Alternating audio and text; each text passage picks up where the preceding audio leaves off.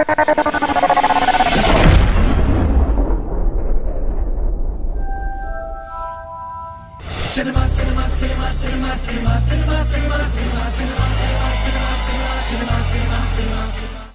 For you வியூவர்ஸ்க்கு எல்லாருக்கும் வணக்கம். என் பேர் சரவணன் ராஜேந்திரன். சினிமாக்காரன் ஷோ இது மூலயமா நான் உங்களை பார்க்குறது ரொம்ப ஹாப்பியாக ஃபீல் பண்ணுறேன். ஒரு சினிமா எடுக்கிறதுக்கு பின்னாடி நிறைய பேர் இருக்காங்க. முக்கியமாக டைரக்டர், ப்ரொடியூசர், ஹீரோ அப்படின்னு சொல்லுவாங்க. அதை தாண்டி நிறைய விஷயங்கள் இந்த ஷோ மூலயமா உங்களுக்கு கண்டிப்பாக தெரியும். ஸோ அதை பற்றி நான் பேசுகிறதுக்கு இந்த நெட்டிவ் ஃபார் யூவில் நான் இருக்கிறதுல ரொம்ப பெருமைப்பட்டுக்கிறேன்.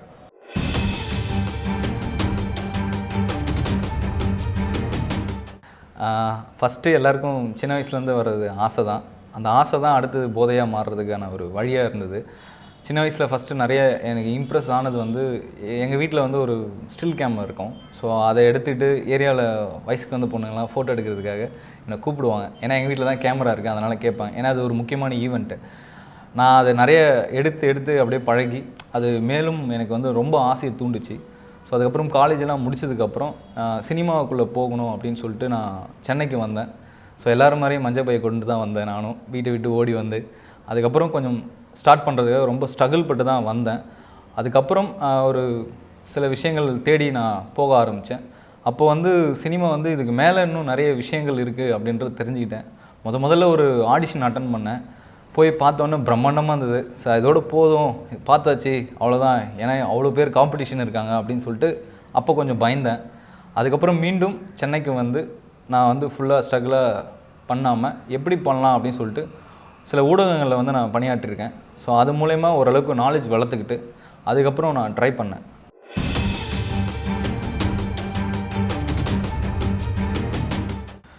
கண்டிப்பாக சினிமாவில் ஜெயிக்கிறதுன்றது மிகப்பெரிய ஒரு சாதனையான ஒரு விஷயம். அதே மாதிரி கஷ்டமான ஒரு விஷயம். எல்லா ஃபேமிலியும் ரொம்ப பயங்கரமாக திட்டுவாங்க, சினிமாவா அப்படின்னு சொல்லிட்டு ஒரு மாதிரி ஏளனமாக பேசுகிற மாதிரிலாம் சில பேர் இருக்காங்க. ஃப்ரெண்ட்ஸ், ரிலேட்டிவ்ஸ் எல்லாருமே இருக்காங்க. அதை தாண்டி ஒரு சினிமாக்காரன் ட்ராவல் பண்ணுறது ரொம்ப ஒரு கஷ்டமான ஒரு விஷயந்தான். அவன் எல்லா சகிப்புத்தன்மையும் சகிச்சுக்கிட்டு தான் தேட வேண்டியதாக இருக்குது. ஒரு பக்கம் ஃபேமிலி பார்க்குறதா, இன்னொரு பக்கம் கேரியரை பார்க்குறதான்றது நிறைய விஷயங்களை அவன் த்ரோ பண்ணுறதுக்குள்ளே அவனுக்குள்ளே 1008 பிரச்சனைகள் முட்டு மோதுது. மெயினாக நீங்கள் பார்த்தீங்கன்னா இப்போது ட்ரை பண்ணோம் அப்படின்னு சொன்னால் ஆடிஷன் இந்த மாதிரி விஷயங்கள்லாம் தேடி போகும்போது சில பேருக்கு சாப்பாட்டுக்கு கூட காசு இல்லாமல் ரொம்ப கஷ்டப்பட்டவங்களாம் இருக்காங்க. ஸோ அந்த லிஸ்ட்டில் நானும் ஒருத்தன். நிறைய முறை காசு இல்லாமல் ரோட்டில் வடபழனி, ஏவிஎம் ஸ்டுடியோ பக்கம்லாம் சுற்றிருக்கேன். நிறைய இடம், கோடம்பாக்கத்தில் சுற்றாத இடம் இல்லை. போரூர் நாங்கள் அப்படியே ரவுண்ட்ஸ் போவோம். ஸோ அப்புறம் நடுவில் எப்படி சாப்பாட்டு கூட வழி இல்லாமல் என்ன பண்ணுறது இல்லாமல் ஃப்ரெண்ட்ஸ் மூலயமா கொஞ்சம் கேட்டு அவன் ஒரு மாதிரி மேலேயும் கீழேயும் பார்த்துட்டு அதுக்கப்புறம் நம்மக்கிட்ட காசு கொடுப்பான். ஸோ அந்த காசை வாங்கிட்டு சரி பரவாயில்ல அப்படின்னு டேக் இட் ஈஸின்னு சொல்லிட்டு நம்ம அப்புறம் கிளம்புவோம். கரெக்டாக ஃபோட்டோஸ்லாம் எடுத்துக்கிட்டு ஒரு ஆடிஷன் அட்டன் பண்ண போகிறதுக்கு ஒரு பரபரப்பாக எல்லோரும் கிளம்புவோம்.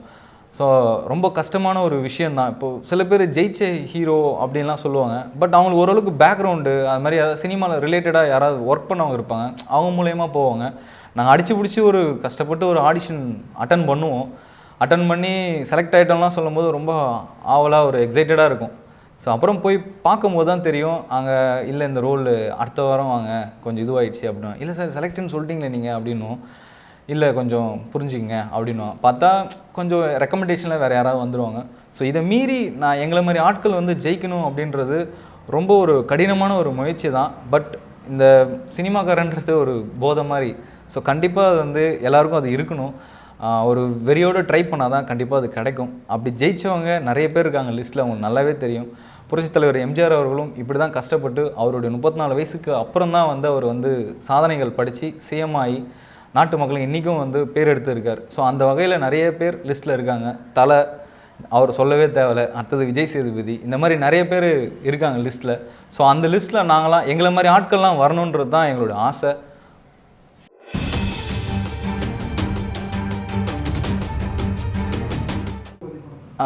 சேதுபதி ஃபஸ்ட்டு பூஜை போட்டு இந்த மாதிரி ஆரம்பிக்க போகிறாங்க அப்படின்னு கேள்விப்பட்டோம். ஸோ நம்ம எப்போயும் ஆடிஷன் அட்டன் பண்ணுமே, நம்ம கூப்பிடுவாங்களா அப்படின்ற ஒரு ஆவல் இருந்தது. பட் படம் ஸ்டார்ட் பண்ண போகிறாங்கன்னு நியூஸ்லாம் வந்துருச்சு.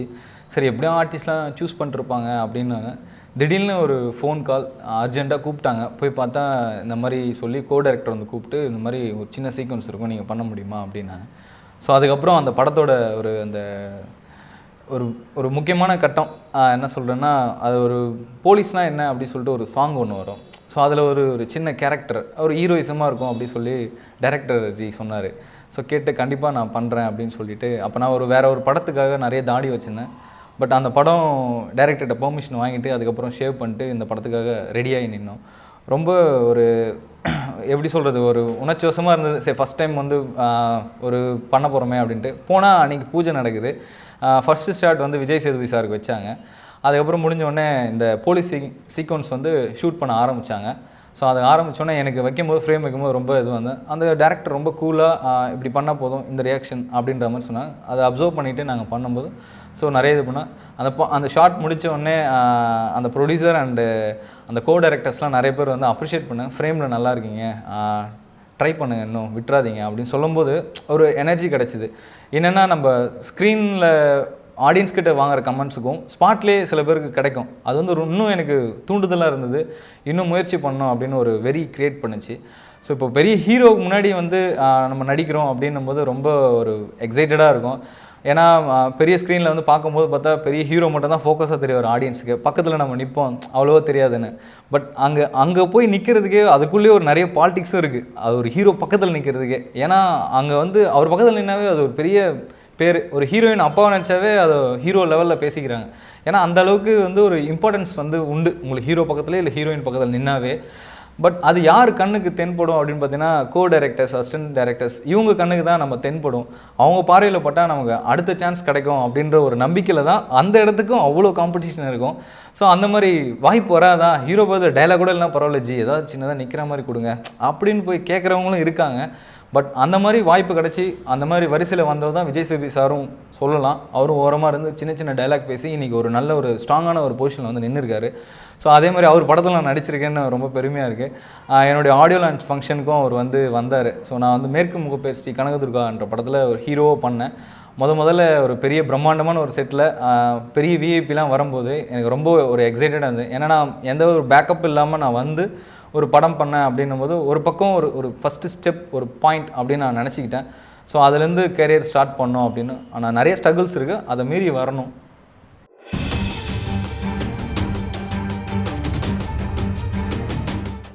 ஃபஸ்ட்டு நான் வந்து ஒரு சேனலில் ஒர்க் பண்ணிட்டுருக்கேன். அப்போ வந்து ஒரு அசிஸ்டன்ட் டைரக்டர் வந்து பசங்க என் கூட இருக்கவங்க வந்து கூப்பிட்டேன். இந்த மாதிரி வந்து ஒரு ஃப்ரெண்ட் இருக்கார், ஒரு ஷார்ட் ஃபிலிம் வந்து ப்ரொமோட் பண்ணோம், ஏதாவது ஐடியா கொடுக்க முடியுமா அப்படின்னு கேட்டாங்க. சரி வாங்க போய் மீட் பண்ணலான்னு போனோடனே அப்போ தான் அவருடைய அறிமுகம் கிடச்சிது. அதுக்கப்புறம் அவர் வந்து ஒரு கதை சொன்னார்.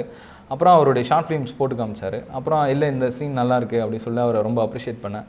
பட் அப்போ வந்து என்னுடைய முடியெலாம் நான் நிறைய வச்சுருந்ததை பார்த்துட்டு கதை சொன்னேன். அந்த கதைக்கு நீங்கள் ஆப்டாக இருக்கீங்க, நீங்கள் நடிக்கிறீங்களா அப்படின்னு கேட்டார். ஐயோ ஜி நான் உங்களை பார்க்க தான் வந்தேன் அப்படின்னு ஒன்று. ஸோ அது மூலயமா எனக்கு ஃபஸ்ட்டு ஒன்று கிடச்சிது. ஸோ அந்த ஷார்ட் ஃபிலிம் வந்து ஈரநிலம்னு சொல்லிட்டு ஒரு ஷார்ட் ஃபிலிம். ஸோ அது காம்படிஷனுக்காக நாளையகுனரில் வந்து அது சீசன் 2ல் வந்து நான் பண்ணேன். ஸோ அது பண்ணும்போது நான் நார்மலாக ஒரு ஸ்ரீலங்கன் ஸ்டோரி, பட் ரொம்ப லவ் ஸ்டோரி, நல்லாயிருக்கும், உங்களுக்கு பார்க்கும்போது உங்களுக்கு ரொம்ப பிடிக்கும். ஸோ அதை சொல்லிவிட்டு நான் 2 நாள் ஷூட் போயிட்டு நான் நைட் ஃபுல்லாக எடுத்தோம். நைட் 2 மணி 3 பழவர்கால் எடுத்தாங்க.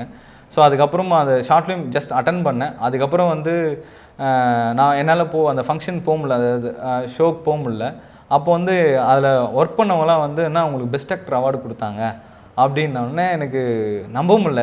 கலாய்க்காத போடா அப்படின்னு சொல்லி அவங்கள ரொம்பவே உண்மையாகவே நான் ரொம்ப இதுவாக இருந்தேன். பட் அப்போ தான் தெரிஞ்சது என்னை இன்னும் சினிமாவுக்குள்ளே ரொம்ப இழுத்தது அப்படின்னு சொன்னீங்கன்னா இது ஒரு விஷயம். ஏன்னா கேபி சார் அவர் எவ்வளோ பெரிய ஒரு லெஜண்ட்.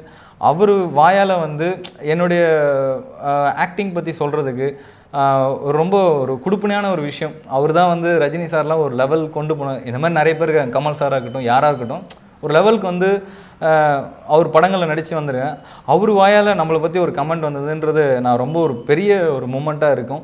ஸோ அதை பற்றி நான் நிறைய வந்து ஃப்ரெண்ட்ஸுக்கிட்ட ரொம்ப ஹாப்பியாக ஷேர் பண்ணியிருக்கேன். ஏன்னா அது ஒரு முக்கியமான மூமெண்ட். ஏன்னா அந்த படம் கஷ்டப்பட்டு ஒன்று பண்ணோம், அதுக்கான ஒரு பலன் பெருசாக கிடைக்கும் போது உங்களுக்கு இதுவாக இருக்கும். கார்ட்டூன் மதன் சார் வந்து ரொம்ப லைக் பண்ணி அது கிஃப்ட் கொடுக்கும்போது வந்து ஒரு கமல் ரஜினிக்கு வந்து ஒரு ஸ்டைல் இருக்கும், எந்தவித ஸ்டைல் இல்லாமல் ஒரு யதார்த்தமாக பண்ணியிருக்காங்க அப்படின்னு சொல்லிட்டு தான் எனக்கு அந்த அவார்ட் கொடுத்தாங்க. ஏதோ கோட் ஷூட் ஐ திங்க் அது கொடுத்தாங்கன்னு நினைக்கிறேன். ஸோ ரொம்ப ஹாப்பியாக இருந்தது. ஏன்னா எனக்குன்னு ஒன்று இருக்குது அப்படின்னு ஒன்று தெரிஞ்சேன். ஸோ நமக்குள்ளே ஏதோ லைட்டாக இருக்குது போல் அப்படின்னு நமக்குள்ளே ஒரு கான்ஃபிடென்ட் வந்து ரொம்ப க்ரியேட் ஆச்சு. ஸோ அதுக்கப்புறம் தான் என் கேரியரை இன்னும் ஸ்ட்ராங்காக நான் வந்து ட்ராவல் பண்ண ஆரம்பித்தேன்.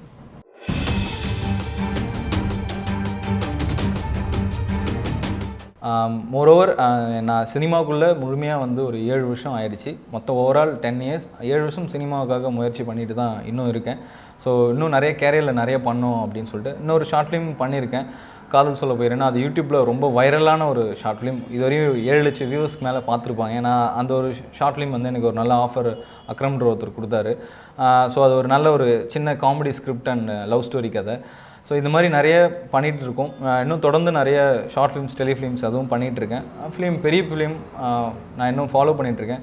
இன்னும் சில விஷயங்களுக்கு வந்து என்ன பண்ணிவிட்டு இன்னும் ஒரு நல்ல பொசிஷன் போகணுன்றதுக்காக நான் நிறைய முயற்சிகள் எடுத்துகிட்ருக்கேன். டான்ஸ் கிளாஸ் போகிறதும், சிலம்பு, இந்த மாதிரி விஷயங்கள் நிறைய இருக்குது. ஏன்னா பேசிக்காக நான் வந்து ஒரு ஆர்டிஸ்ட், தேட்டர் ஆர்டிஸ்ட். நிறைய பயிற்சிகள்லாம் எடுத்து அதுக்கப்புறம் பண்ணி வரணும்னு. ஸோ ஃபேமிலி பேலன்ஸ் பண்ணி வரதுனால கொஞ்சம் ஸ்ட்ரகிள் ஆகி ஸோ அடுத்த லெவலுக்கு போகணுன்றதுக்காக இருக்கேன். இந்த ஸ்ட்ரகிள்ஸ்லாம் தாங்கிக்கிட்டு கண்டிப்பாக வந்து நான் இன்னும் மேலும் மேலும் நிறைய ஒரு இடத்த போய் பிடிக்கணுன்றதுக்காக அதுக்கான விஷயங்களை நான் வந்து தொடர்ந்து ஈடுபட்டுருக்கேன். கண்டிப்பாக வந்து எனக்கு ஒரு நல்ல ஒரு இடம் கிடைக்கும் அப்படின்றத நான் ரொம்ப தெளிவுபடுத்திக்கிறேன். ஸோ இது மாதிரி நிறைய விஷயங்கள் வந்து தாண்டி சினிமாவில் ஜெயிக்கிறதுன்றது வந்து ரொம்ப ஒரு கஷ்டமான விஷயம். அதை தாண்டி நாங்கள் வந்திருக்கோம். ஸோ இந்த மாதிரி ஒரு கலைஞர்களை வந்து இந்த நெட் டிவி ஃபார் யூ வந்து தேடி அவங்களுக்கான விஷயங்களை வந்து தேடி மக்கள்கிட்ட போய் சேர்க்கறது வந்து நான் ரொம்ப பெருமைப்பட்டுக்கிறேன். ஸோ எல்லாருக்கும் இனிய பொங்கல் புத்தாண்டு வாழ்த்துக்களை நான் தெரிவிச்சிருக்கேன். வாய்ப்பளித்ததுக்கு ரொம்ப நன்றி.